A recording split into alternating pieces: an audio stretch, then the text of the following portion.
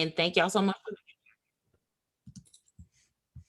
So with that being said, y'all are here at our Working for Stark presentation. So it sounds like we have some individuals who are interested in working for our department. And our goal here is to tell you about the programs that we're currently hiring for, and then to answer any questions that y'all might have about working for Stark. Now, I do like to make our presentation interactive, specifically just because this is a hiring presentation. And so y'all feel free to unmute yourselves. I'd love to see you. You know, that'd be great too. One of the components for working for us actually now is for you to be able to have some stable internet and a computer in which you can also have your camera working as well. And so with that being said, you can test your stuff out right now because we would love to see your face. And next slide, please. So I'm going to start off by talking to you about working as a SARC peer tutor and just sharing with you some of the guidelines and telling you what peer tutoring is. So peer tutoring is an academic support program utilizing peer-assisted study sessions to assist students with historically difficult courses. So we primarily tutor in STEM courses, so science, technology, engineering, math courses, and then also some business courses. To be transparent about math, for us, I will say that we leave that up to our supplemental instruction program. And then when it comes to additional math resources, we ask you to take advantage of the Math Success Center. With that being said, peer tutoring sessions are an opportunity for students to work together with other classmates. So we do have peer-to-peer tutoring. We have, based off of research, found that peer-to-peer tutoring is the strongest component. So for example, if a professor was a peer tutor, or excuse me, was a tutor, because they wouldn't be a peer tutor, was a tutor, then the connection is not as strong with our tutees, which is what we call them. So therefore, peer-to-peer tutoring is one of the strongest forms of tutoring for our students here at UCF. It is free. So some students ask, how much does it cost? Both our group tutoring and also our one-on-one tutoring, it is free. And we are also a CRLA certified program. So we have a certification that we have applied for and have received so that we can also certify our tutors as well. So that means that we just basically have a model that we follow. We're not just doing things off the top of our heads. We have a model we follow, and we also have trainings for tutors to be a part of. Next slide. So you may ask, what do peer tutors do? What are their responsibilities? They lead a minimum of 6 tutorial services sessions for a specific course, including 4 hours of group tutoring and then 2 hours of one-on-one tutoring. As I stated earlier, we do STEM subjects and also some business courses. Shout out to all the STEM majors in the building. Shout out to the business majors as well. And a special shout out to everybody in the arts, because my undergraduate was in theater. So I always have to throw that out there and also remind you that it doesn't matter what your major is. If you meet the required qualifications, then you do qualify to be a SARC peer tutor. There is a responsibility of communicating with your course professor to discuss the materials as being covered. The difference between SARC peer tutoring and SI, and we will talk about that a little bit later on as well, is that we're not tied to just one professor. Person has to be comfortable no matter who the professor is. So if there's 3 professors for Intro to C programming and you didn't take any of those 3 professors because your professor retired last semester, you have to be comfortable with those 3 different professors for that particular subject, okay? We also have 3 locations. We have our SARC at our Trevor Colburn Hall location, our SARC at the College of Engineering and Computer Science location, and our brand new partnership at our SARC at downtown campus, which was introduced in fall of 2020. You do not have to attend the course. However, we do ask you to attend and participate in a mandatory monthly peer tutor training. We do that in order to ensure that you meet the qualifications for CRLA, which is our College Reading and Learning Center Association certification. Those monthly trainings are told to students in advance. So we do tell you those at the beginning of the semester, so you are prepared. In the summer, there is a mandatory training, and that mandatory training is going to take place on May the 14th, and it is going to be all day from 9 a.m. to 6 p.m. It is paid, and you do have breaks in between that. However, it is a mandatory training that you do have to be able to attend if you want to tutor for us. In addition to that, we ask you to create study handouts for students, be prepared to present test reviews, and also participate in SARC events, including Study Union. Luckily for the summer, there is no Study Union event, so I won't go into detail, but if you are familiar with Study Union, throw out a reaction, put something in the chat box, and just give us a shout out, okay? In addition to that, we have a criteria that you have to meet in order to complete the CRLA certification, which includes a portfolio. And that basically is a digital portfolio that provides you with a supplemented materials that you've used throughout the semester that you can use for your next employer as well. So thank you so much, Rachel, for the shout out. Rachel said study union event is great. I appreciate that. Next slide. What are the qualifications? Well, we ask you to have at least a minimum of a 3.0 GPA. We do ask that you are an undergraduate student. So we don't hire graduate students for peer tutoring for SARC. In addition to that, courses must be taken at UCF. So let's say, for example, you are a transfer student, you took a class at Valencia College. If you made an A in the class, that's great. However, if you hadn't taken it at UCF, I ask that you take the class either at UCF or at a higher level at UCF, and then we can consider you for the course. But I ask, other than that, that the class has to be taken at UCF, not a transferred class from a different institution.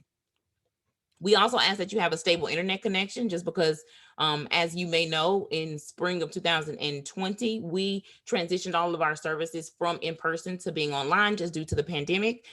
However, we noticed that students love it. So it is going to continuously be a component. So if you are hired on, know that hybrid is something that is expected.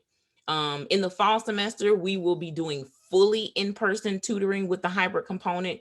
In summer, we're currently just doing a variety of subjects. And then I just put a note at the bottom that tutoring may occur online via Zoom or on campus, depending on the instructional format of the course tutored. And for summer, it's a variety of subjects. And for fall, it will be all subjects. Next slide. How am I on time? These are just some application requirements, which matches very similarly to Erica's as well.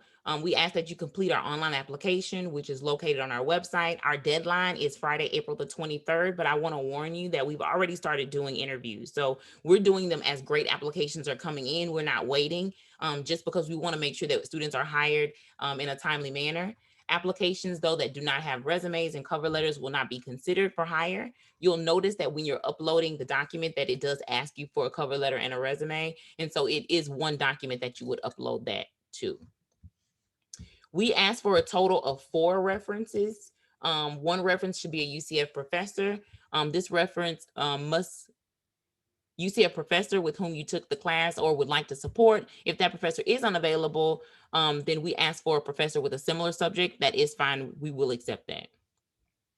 This reference must complete our faculty reference form. When you fill out the application, you'll see the link for the faculty reference form. Just copy that link and you can always email it to the professor, and that's what they can use, and that will come directly to us. And so there will be no, you have to then turn in the reference form to us. It will directly come to us through the link, okay? We ask for 3 additional references on the application as well, and that can be other professors, past supervisors, or professional contacts, but you just list their name and phone number. You don't have to send them a link or anything like that. The only link that's required is from your UCF professor. And at the bottom, I just said these references, no, that's great, Erica, that's fine. In terms of the next slide, it just tells you a list of subjects that we're specifically hiring for the summer semester. So if you wanted to do like a quick screenshot, some of these are available on the website right now, but we've already started interviewing, you'll see that about 2 subjects I took away because we're already in the process of filling that. Okay, thank you, Erica. All right, thanks, Patricia. So I'm going to talk about 2 programs that I oversee, ACE and Access. So unlike tutoring and unlike supplemental instruction, this program is not subject specific. So we do not cover any specific course content in our sessions. So it's structured like this. We have hour-long sessions. They're one-on-one. Right now it's remote. Again, similar to Patricia's, ACE will likely be in person in the fall with some online components, but for now, and for the summer semester, we are remote. I hire both graduate students and undergraduate students, which is also a difference from SI and tutoring, because with those programs, only undergrads are accepted. But the coach here works collaboratively with the student to assess the student's academic needs, assess their current skill set, and provide them with some type of new learning strategy. So we cover topics like time management, study skills, test prep, motivation, and we've just recently added online learning support. So that includes a little bit of things similar to navigating web courses and understanding its functions. We are not IT, so we don't go super in depth in that area, but really online learning support as it relates to students' academic success.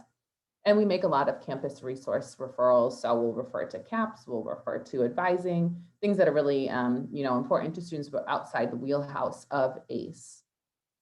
I have a lot of applicants who feel that since they're a successful student, they can be a successful coach. But however, we're really looking for people who have previous tutoring or mentoring or coaching experience. We want folks who know a little bit about teaching and a little bit about facilitating learning for other students. We use a lot of counseling techniques in our session, open-ended questions, reflective statements. They're very student-led and student-focused. We want the student to be able to get the most out of their session and really let us know what their needs are so we can just help them improve in those areas while also recognizing whatever strengths they have. Next slide, please. The next program that we work with only takes place over Summer B. We coordinate with the Mass office. This is the Summer Bridge Access Program. We support anywhere from 200 to 350 incoming first-year students. They're required to do a bunch of different things over the summer semester, which includes taking 2 classes, showing up to their learning support, which comes from SARC. So we either provide coaching or we provide supplemental instruction, depending on what general education course they're in. But in this program, it's group coaching. So our coaches co-facilitate. So it's 2 coaches and a group of about 15 students that you meet with weekly. So it just looks a little bit different. We do some different training in terms of how to navigate group learning, how to assess the needs of a group, things like that. And the format for this is to be determined. We're leaning towards an in-person program, but we still do not know that. So just keep that in mind if you're interested in applying for this position. Next slide. So the coach responsibilities, we have really 2 main areas that we ask the coaches to focus on here. The first one is facilitating their coaching sessions, and the next one is completing a variety of administrative duties that we have. So the coaching sessions completed per week are really dependent on how many hours per week that a coach works. We have some coaches who work 10 hours a week. We've had coaches work 20 hours a week. So it's dependent first of all on my budget, but secondly on your availability. So that's kind of nice that you can work as many hours as you would like to work. And then we fit in your sessions into your block of hours that you're working. And then surrounding your sessions are things like completing your administrative duties. So we have our coaches send introduction emails to students, follow-up emails after sessions. A report needs to be completed for each session, and we submit an attendance of the day's sessions, each shift that the coach works. We also ask you to participate in our semester trainings, similar to what Patricia was mentioning. These are at the start of each semester. They are mandatory. For January's training, we did 15 hours worth of training over 3 days. For the Access program, it will be a shorter 2-day training on June 17th and 18th. That will be remote. We have weekly staff meetings built into your schedule, and we also do a lot of observations, provide a lot of feedback. We're doing check-ins this semester virtually to just keep a pulse on our staff, and other meetings and trainings as needed to assist with your professional development.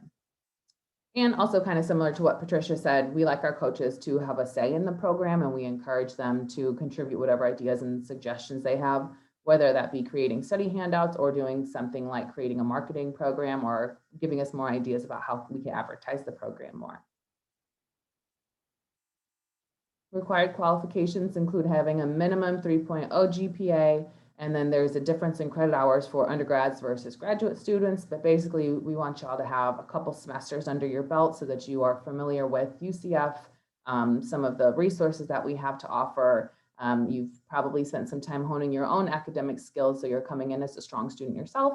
And then again, having a stable internet connection, as we will be part remote, hybrid, something or other come the fall semester.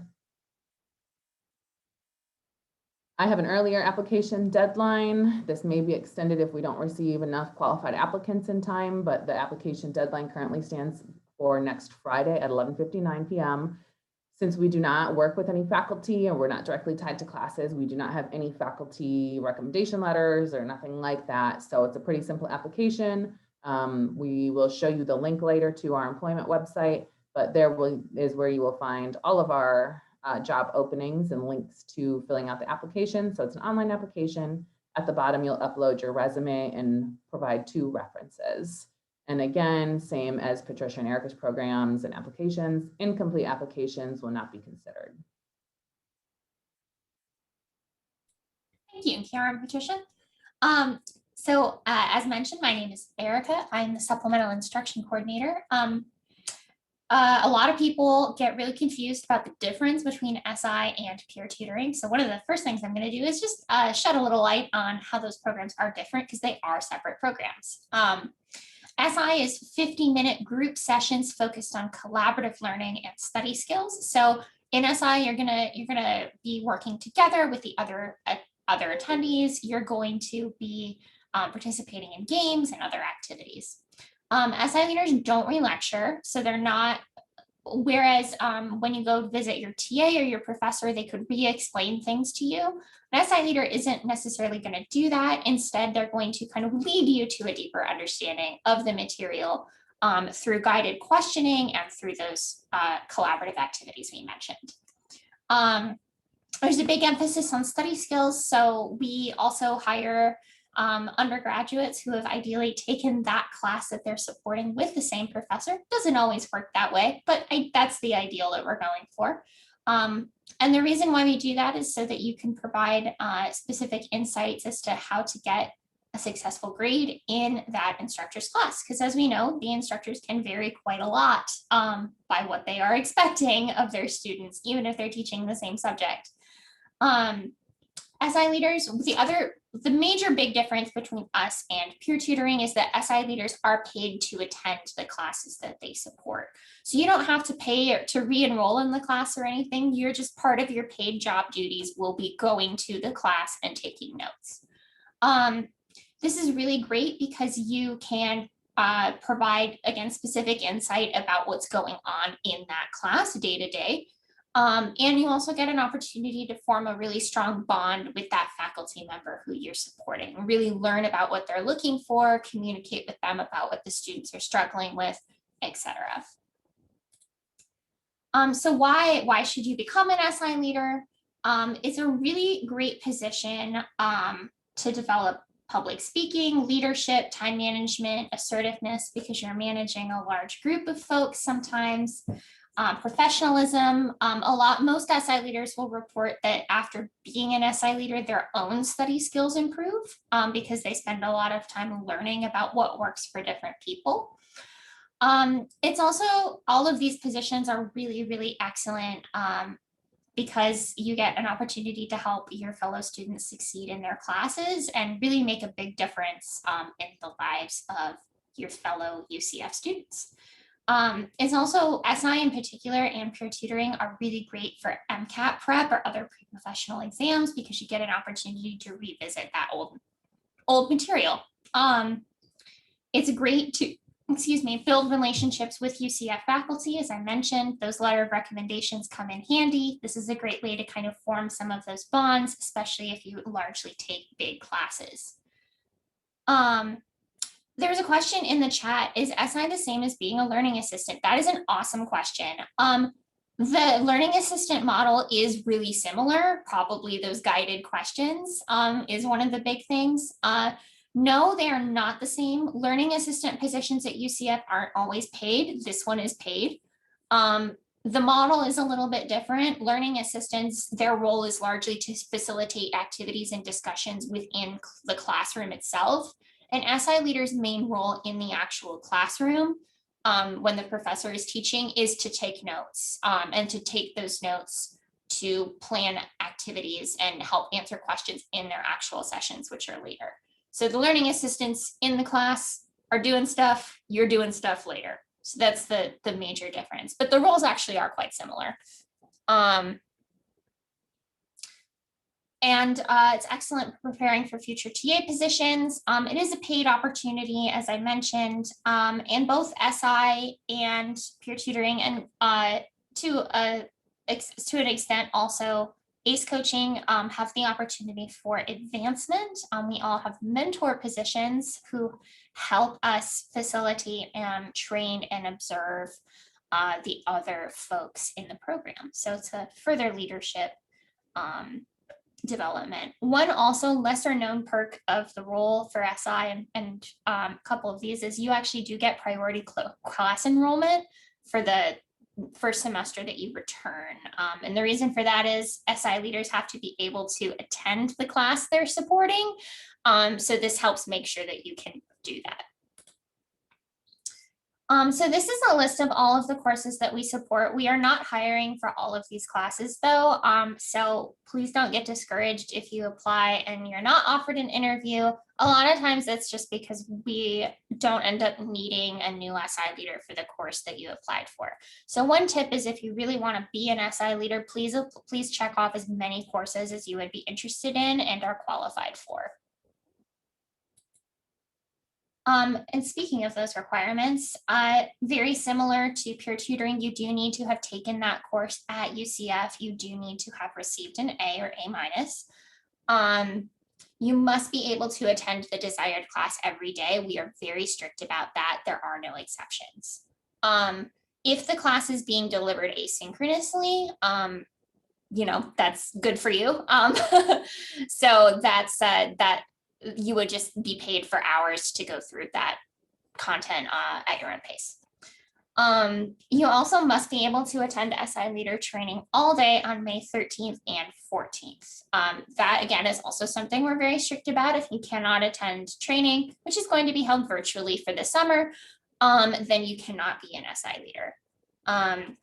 You must have a stable internet connection like ACE and peer tutoring over the summer. The SI program is going to be delivered remotely.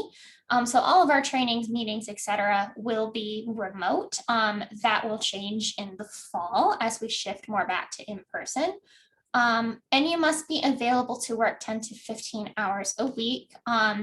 Usually the SI position is 10 hours in the summer. Sometimes it can be a little bit higher because those summer A and summer B courses meet more hours per week because they're condensed. And as you are paid to attend class, you end up working slightly more hours. Application requirements, very similar to the other two. You do need to write a resume and cover letter. You do need to upload them to our application as a single document. Applications without resumes and cover letters will not be considered for hire. If you're really intimidated by that, if you've never written a cover letter before, you don't really know where to start, I highly recommend checking out the UCF Writing Center. You don't even have to have anything written. You can just go there and they can help you brainstorm what to put. And that is a free resource that's available to you. You do need 3 references for this position. One reference, just like with peer tutoring, needs to be a UCF professor, ideally with whom the professor with whom you took the class you would like to support. If that professor is unavailable, they left the university, they never responded to your email, whatever it is, you can choose a professor in a similar subject. This reference and only this reference must complete our faculty reference form, and there's a link on the SARC employment page where you find the link to our application. And that's very short. It's just some questions about you and their relationship with you. It is not a letter of recommendation. We do not need a letter of recommendation for this position. The other 2 reference, all they need to do is give you their permission to provide their contact information on our application so that we can reach out to them just to get a feel for how you are as a student and as an employee. These don't have to be UCF professors, though they certainly can be. Good candidates for these roles are past supervisors or other folks that you've worked with in a professional capacity, such as a volunteer coordinator, that kind of thing. What we don't want is like your parents. They should like you. So it doesn't really tell us very much when they say that that you're good at being an employee, because of course they think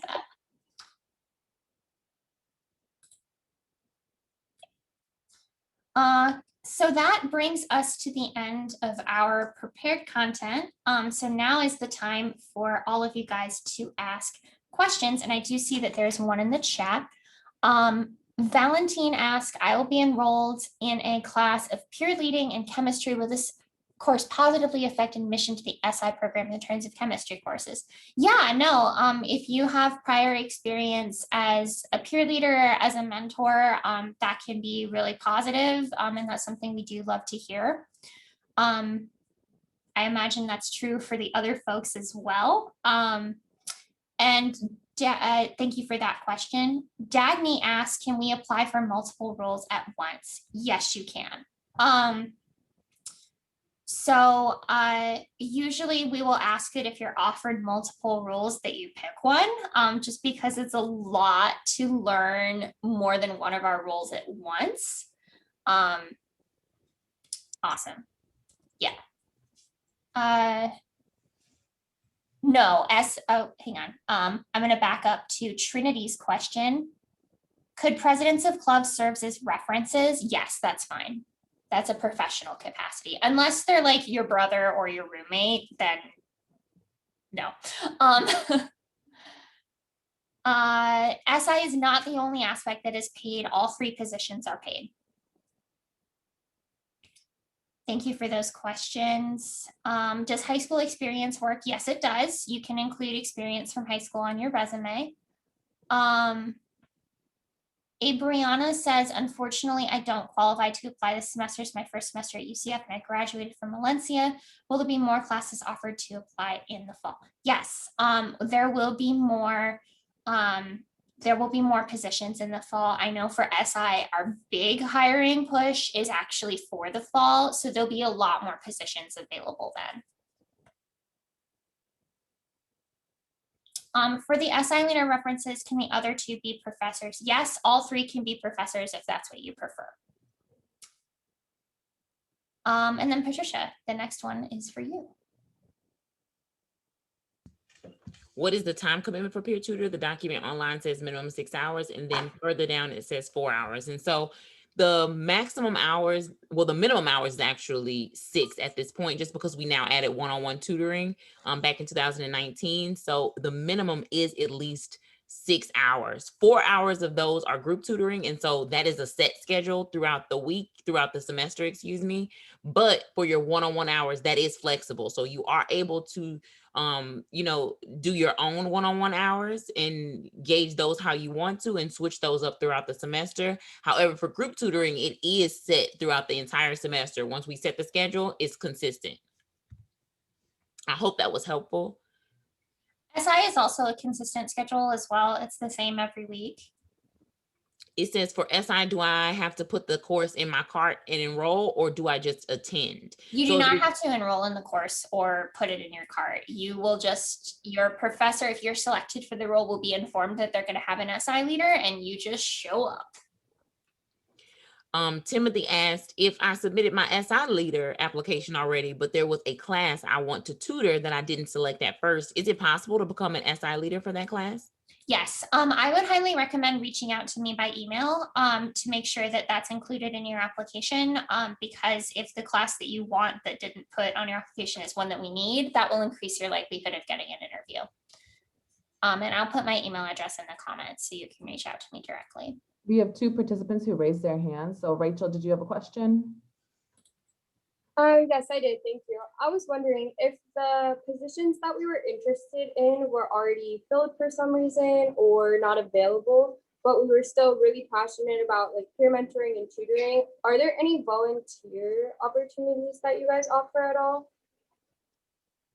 No, I think we've done maybe some type of volunteer if it's for like a program capstone or something like that. But in general, we don't just have like volunteer coaches. But again, that's something that I could easily talk to my supervisors about, and we could see if that's an option. Okay, awesome. Thank you. Yeah, good question. Thank you. Madeline? Yeah, I also have a quick question. So first off, my name's Maddie. It's so nice to meet you all. I know a few of you, so it's nice to see you guys again.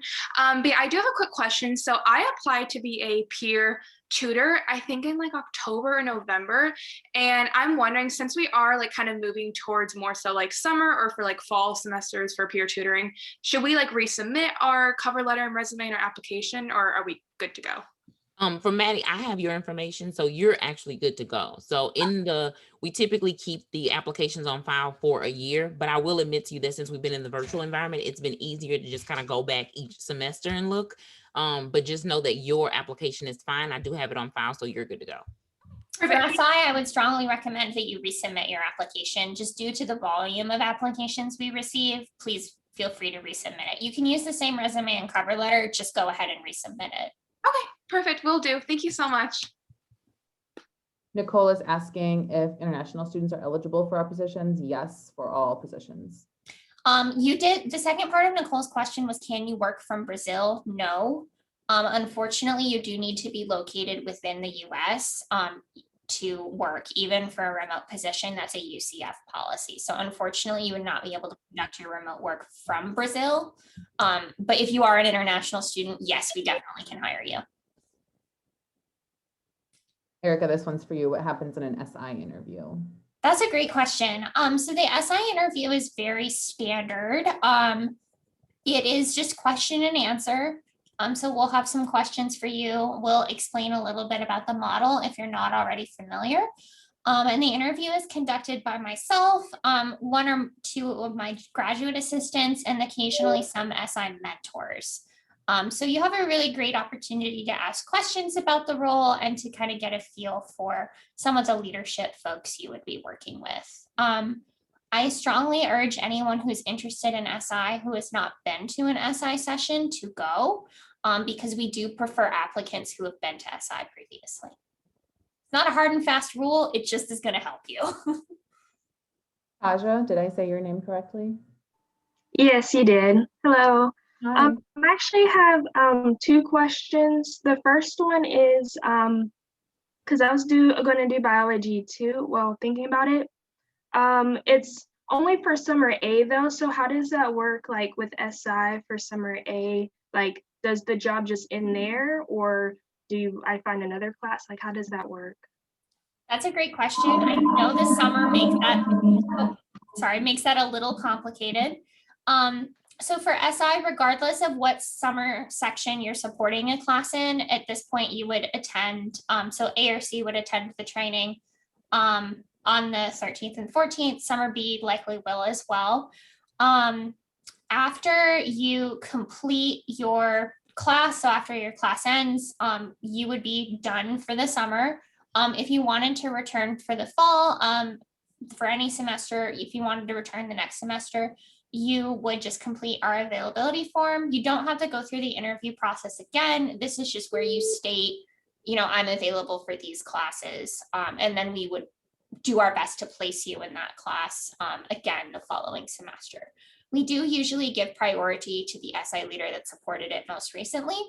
So unless like the scenario arose where you weren't available for biology 2 in the fall and there wasn't another class we could put you in, you would be able to come back in the fall.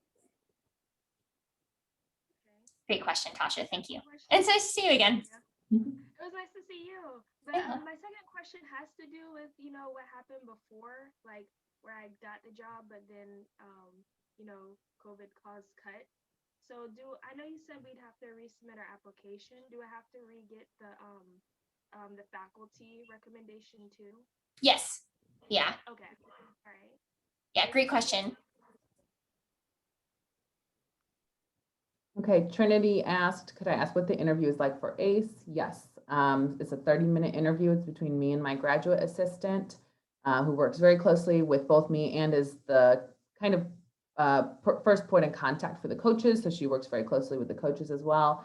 We are doing them over Zoom. We'll ask some standard interview questions and then ask some questions about, you know, how you would coach a session, how you would keep it student-led, different study strategies that you personally know of, things like that.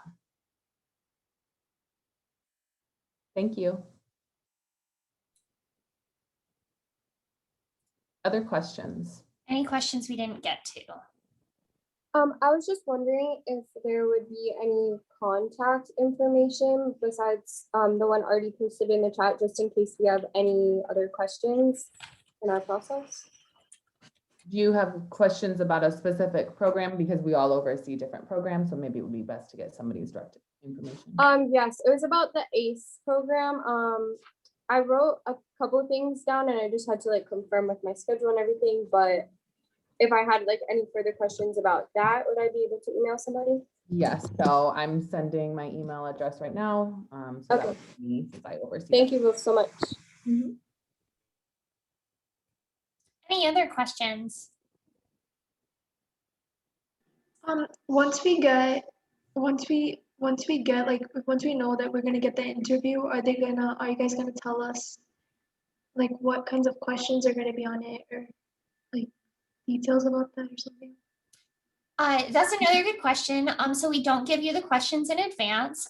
One thing that I would recommend for any position, not just SI, but if you want to prepare for the interview a little bit ahead of time, read the job description carefully and come up with some questions that you think we might ask you, and then practice responding to those. It's helpful to do it with someone maybe you find a little bit intimidating.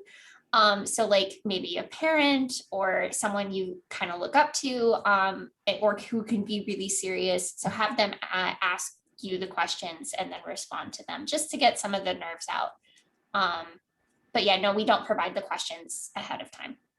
And also just kind of as a reminder to y'all, your UCF students. So if you are familiar with career services, they do mock interviews as well with you. So if you would like to do some sort of a mock interview, go to career services.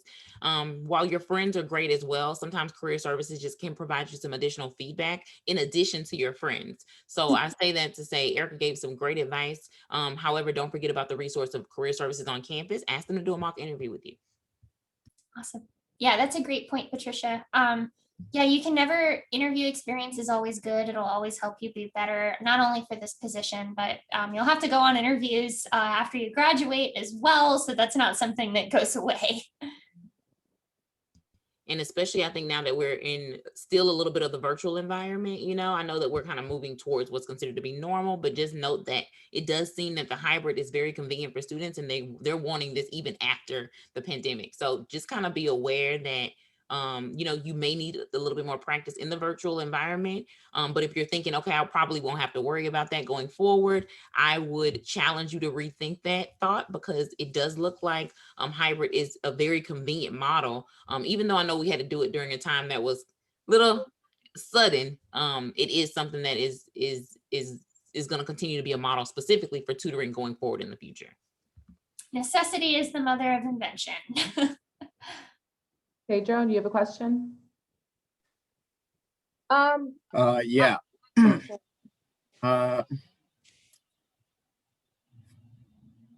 Regarding peer-to-peer tutoring, if I already enroll into a course for the summer and I wanted the schedule, do you guys like determine the schedule around a student's class hours, or? So I will say that for group tutoring, we don't do it around necessarily the students per se hours. However, we do have a formula that we use. They can't do it during the actual class time, right? And they can't do it in their own class time. So that's kind of how we determine the group tutoring. However, one-on-one came about because students wanted to have one-on-one sessions that was more convenient with their tutoring, with their schedules. And so for one-on-one, Pedro, we would be able to have you do our MKS system, which is where you would go in and you would sign up for one-on-one tutoring. But for group tutoring sessions, it is a set schedule. But to answer your question, and I hope that I'm answering it, but let me know if I'm not. To answer your question, yes, we can work around your schedule, but only our one-on-one tutoring can work around your personal schedule. Also, what class would it be for summer that you're looking to get tutoring for? To do the tutoring is mainly statics. Okay, statics. So engineering course. Yep, we do offer statics, the engineering class. Yeah.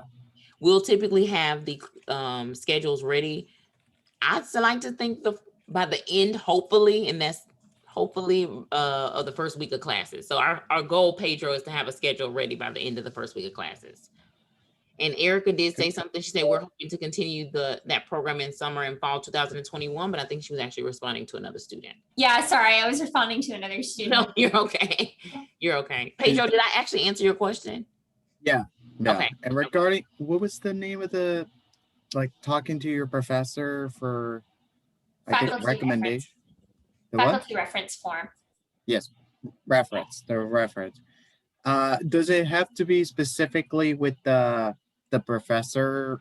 Like, I think it was what, only three references Right. for peer-to-peer? And for tutoring, we ask you to have 3 references from, it can be past job, a past professor. However, we ask you to do a faculty reference form, and we ask that to be either from the professor that you took in that subject or similar, right? So maybe you took chemistry 1A with one professor and you wasn't able to get the recommendation from them, but you took chemistry 2 from a different professor. I would still take your chemistry 2 recommendation for you to tutor for chemistry 1A. Okay. Is that helpful? Got it? Yeah. And regarding the references, so I can get one reference from the professor. What about, is it possible for the other 2? Because I've helped students during my time taking statics. So is it possible I can get references from them? I will take a student reference, but if you're able to get if you've helped them, right? But I would prefer your next reference to be from someone like a past supervisor, a past professor, like maybe you did good in outside of engineering, maybe you did great in English. So asking your English professor if you could utilize them, because you don't have to send the link to nothing. You don't have to have the faculty reference form, but from one professor. So you can use those other professors as references. Okay. I saw Nestor had his hand up.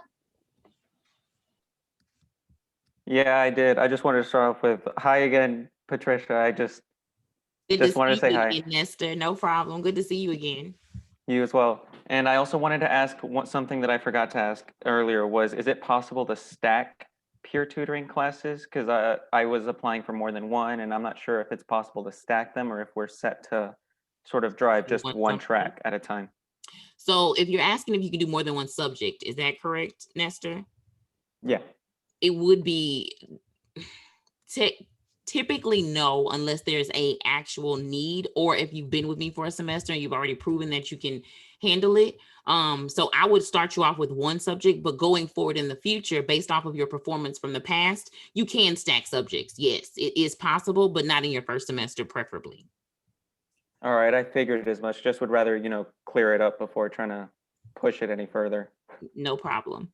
Yeah, the same is largely true of SI. With us, it's a little bit more restrictive because we assign everyone their first class before we assign second classes. But it is possible. We usually do not grant that opportunity to new SI leaders just because we think it's kind of a little bit overwhelming when you're trying to adjust to the model and to the position. So we prefer that only returners take on second classes once you kind of know what you're doing. Are there any other questions? Oh, I see City. Am I saying your name right? City? Yeah, so if we get interviews for the SI leader position and the peer tutoring position, do we have to like pick one of them, or should we consider like picking after we get selected for the interview, like get selected for the position? You will definitely after you're selected. We do ask that in that scenario, and this happens all the time. We do ask in that scenario that you make a decision quickly and that you inform us as soon as possible, just so that we can go ahead and extend, whichever one of us you don't pick can extend an offer to another candidate. Yeah, so would we be able to pick after we get selected, like we know we got selected after the interview process? Yeah, so after if you received offers from both, then you can pick. So we take the interview for both of them, and then like depending on like because we don't know like exactly which one would get rejected. Mm-hmm. Yes. So we're allowed to take the interviews for both of them? Absolutely. Okay. Yeah, And we understand you want to shop around. That's fine. Okay. We're okay. Either way, we'll probably get you anyway. So yeah, Patricia and I, let's just have a little arm wrestling match. We know we got to talk about it sometime. Do my reps. Kiara is laughing because I do not do any reps. Does anyone have any other questions that we can answer for you at this time? Oh, City, I saw your hand was still up. Oh, there she disappeared. Okay. I took it down. Okay. Are there any other questions? Awesome. Well, thank everybody so much for your time. We look forward to receiving your applications. And if you do think of any additional questions, please feel free to email us. But I think with that, we'll go ahead and end the meeting. Thank you, everybody, so much for your time today. Thank you, Thank everyone. you.